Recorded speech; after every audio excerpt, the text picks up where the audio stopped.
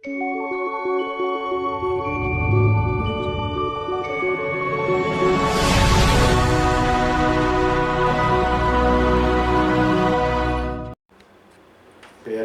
பேரறிவும் கொண்ட இந்த பிரபஞ்சத்தை வணங்கி உங்களையும் வணங்கி வாழ்த்தி மகிழ்கின்ற ஜோதிடர் வெற்றிபாலன். வாழ்க வளமுடன். நம்ம இந்த ஆணி மாத பலனை பார்ப்போம். ஆணி மாத பலனை பார்ப்பதற்கு முன்னாடி ஒரு 2 விஷயத்தை நீங்கள் தெரிஞ்சுக்கணும். ஒன்று மாத பலன் ஏன் பார்க்கணும், அது ஒன்று. இன்னொன்று இது கோல்சார நிலைனா என்ன, இது 2 தெரிஞ்சுட்டா தான் நீங்கள் மாத பலனுக்குள்ளே உங்களுடைய ப்ரெடிக்ஷனை கரெக்டாக எடுத்துக்க முடியும். அதாவது மாத பலன் ஏன் பார்க்கணும்னா, சித்தர்களுடைய வார்த்தை விதி மதி கதின்னு சொல்லுவாங்க. அதாவது ஒரு ஜாதகத்தை பார்த்த உடனே விதியை பாருங்க, விதினா லக்னம் சொல்லுவாங்க. அப்போ அந்த லக்னத்தை பார்த்து அவங்களுக்கு ஜாதக பலன் சொல்லுங்கன்னு சொல்லுவாங்க.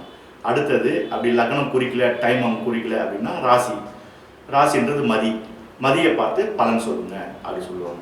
அவங்க ராசியும் அந்த நாளும் குறிக்கல, பெரியவங்க மறந்துட்டாங்க, எப்போ பிறந்தான்னு தெரியலப்பா, அந்த மாதம் மட்டும் ஞாபகம் இருக்குன்னா அப்போ கதியை பாருங்க. கதினா கதிரவன். இப்போது விதி மதி கதி இதுதான் கணக்கு. அப்போது மாத பலன் என்பது கதிரவனை வைத்து சொல்வது தான் மாத பலன். இப்போ மிதுன ராசி மண்டலத்தில் சூரிய பகவான் பிரயாணம் செய்கிறார் இந்த ஆணி மாதத்தில். இப்போ அதனுடைய பலனை நம்ம பார்க்க போகிறோம். அடுத்தது இந்த கிரக நிலைகள், கோல்சார நிலைகளை பற்றி பார்த்துருவோம். கோல்சார நிலை என்பது முதல்ல மேஷ ராசியில் செவ்வாய் பகவான் இந்த மாதம் 28ஆம் தேதி வரைக்கும் இருப்பார், அதாவது மிதுன ராசி மண்டலத்தில். அதுக்கு பிற்பாடு கடக ராசிக்கு வந்துடுவார். குரு எப்பவும் போல ரிஷபத்தில் இருக்கார். மிதுனத்தில் சூரிய பகவான் இந்த மாதம் முதல் கொண்டு இந்த மாதம் முழுவதும் அதில் இருப்பார். புதன் பகவான் இந்த மாதம் 15ஆம் தேதி வரை மிதுன ராசி மண்டலத்தில் இருப்பார். அதுக்கப்புறம் கடக ராசி மண்டலத்துக்கு வந்துடுவார். சுக்கிர பகவானும் மிதுனத்தில் இருக்கார். அவர் இந்த மாதம் ஆணி மாதம் 23ஆம் தேதி வரை மிதுனத்தில் இருப்பார். பிற்பாடு கடகத்துக்கு வந்துடுவார். கேது பகவான் கன்னியில் இருக்கார். சனீஸ்வர பகவான் எப்போ போல கும்பத்தில் இருக்கார். ராகு மீனத்தில் இருக்கார். இதுதான் கோல்சார நிலவரம் இந்த மாதத்தினுடைய. இப்போ நம்ம ராசி பலனை பார்க்கலாம் வாங்க. விருச்சிக லக்ன ராசி நேயர்களுக்கு வணக்கம். உங்கள் ராசி லக்னத்தை பொறுத்த வரைக்கும் உங்களுடைய ராசியாதிபதியாகிய லக்னாதிபதியாகிய செவ்வாய் பகவான் 6ஆம் இடத்தில். இதனால் என்ன நன்மைகள் ஏற்படும்னா, சொத்துக்கள் வாங்கக்கூடிய காலகட்டமாக இருக்கும். ஆனால் அந்த சொத்துக்கள் வாங்குவதற்கு நீங்கள் கடன் பட்டு தான் வாங்க வேண்டியதாக ஒரு சூழ்நிலைகள் ஏற்படும். அதனால் அதை பார்த்து நீங்கள் அந்த கடனில் வம்பு வழக்கு வராத அளவுக்கு பார்த்து நீங்கள் வாங்கணும். உங்களுக்கு 7ஆம் இடத்தில் குரு பார்வை, குருவினுடைய பார்வை இருப்பதனால் இந்த மாதத்தில் அந்த சொத்து சுகங்கள் வாங்கும் பொழுது உங்களுக்கு ஒரு நன்மையாக தான் ஏற்படும். அதேபோல் 8இல் சூரிய பகவான் இருப்பதனால் அரசாங்க சம்பந்தப்பட்ட விஷயங்களில் உங்களுக்கு சில சுடக்கங்கள் ஏற்படக்கூடிய வாய்ப்புகள் உண்டு. தந்தை வகையில் ஒரு வாய்ப்புகள்லாம் குறைவாக தான் இருக்கும். அப்பாவுடைய அணுகிற ஆதரவுகள் கொஞ்சம் குறைவாக தான் இருக்கும். சில சமயம் பிள்ளைகள் வெளிநாடு செல்ல வேண்டிய காலகட்டமாக இருக்கும். தந்தையை விட்டு பிரியக்கூடிய வாய்ப்புகள் எல்லாம் இந்த மாதத்தில் ஏற்படக்கூடிய வாய்ப்புகள் உண்டு. 4ஆம் இடத்தில் சனீஸ்வர பகவான் இருப்பதனால் உங்கள் தாயாரினுடைய உடல்நிலையை பாதுகாக்க கொள்ள வேண்டும். தாயாருடைய உடல்நிலையை கொஞ்சம் பார்த்து கொள்ளுங்க. 5ஆம் இடத்தில் ராகு பகவான் உங்களுக்கு பூர்வீகத்திலிருந்து, பூர்வீக குலதெய்வத்திலிருந்து ஏதாவது ஒரு நல்ல செய்திகள் சேரக்கூடிய வாய்ப்புகள் உண்டு. விருச்சிக ராசியை பொறுத்த வரைக்கும் இந்த மாதங்கள் அவர்களுக்கு கடன்கள் வரக்கூடிய வாய்ப்புகள் உண்டு. அந்த கடன்கள் சுப செலவுக்காக தான் ஏற்படக்கூடும். அதனால் அதை பற்றி ஒன்றும் கவலைப்படாதீங்க. கடன் வாங்கும் பொழுது கரெக்டான முறையான ஆளாக பார்த்து கரெக்டாக வாங்கிக்கோங்க. ஒரு விபரீதமான ஒரு ஆட்கள் கிட்ட வாங்கினீங்கன்னா அதனால் நமக்கு விபரீத பலன்கள் ஏற்படக்கூடிய வாய்ப்புகள்லாம் உண்டு. ஏன்னா 10ஆம் பார்வையாக சனீஸ்வர பகவான் பார்ப்பதனால் உங்களுடைய லக்ன ராசியை, செவ்வாயும் 8ஆம் பார்வையாக பார்ப்பதனால் இந்த மாதிரி சில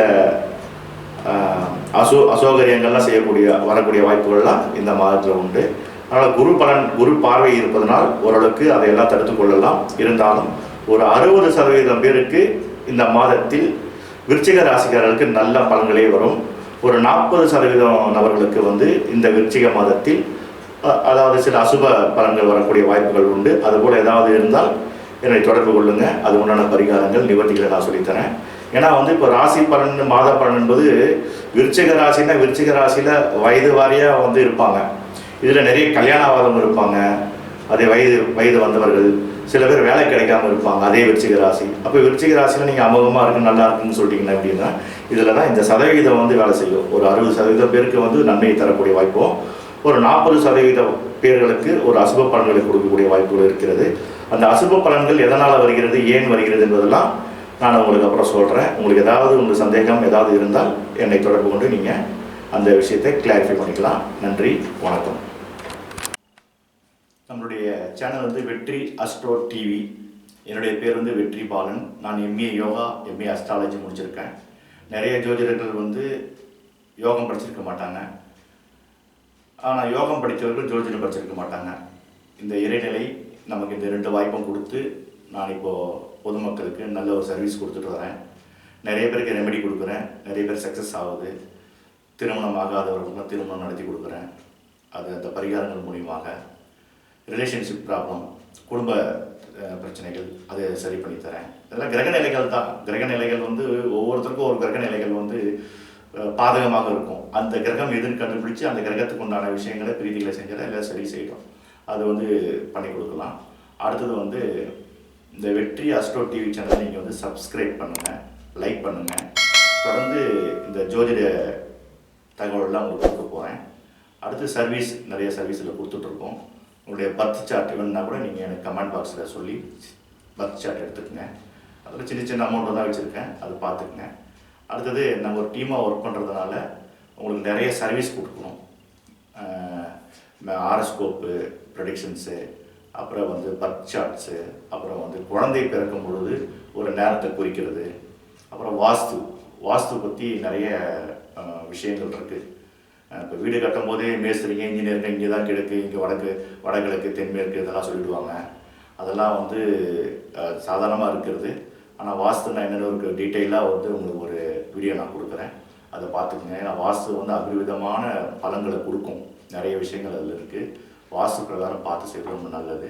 அதே மாதிரி கிரகநிலைகள், சில பேருக்கு யோகாதிபதினு சொல்லிட்டு ஒரு கிரகம் இருக்கும். 9 கிரகங்களில் ஒரு கிரகம் யோகாதிபதி கிரகமாக இருக்கும்.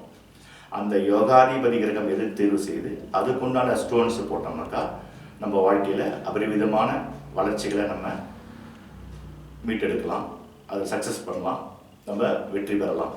அதனால் எப்போவுமே வெற்றி பாலன் இந்த ஜோதிடத்தில் வந்தீங்கன்னா நீங்கள் எப்போவுமே வெற்றி பெறுவீங்க என்பது உறுதியாக சொல்கிறேன்.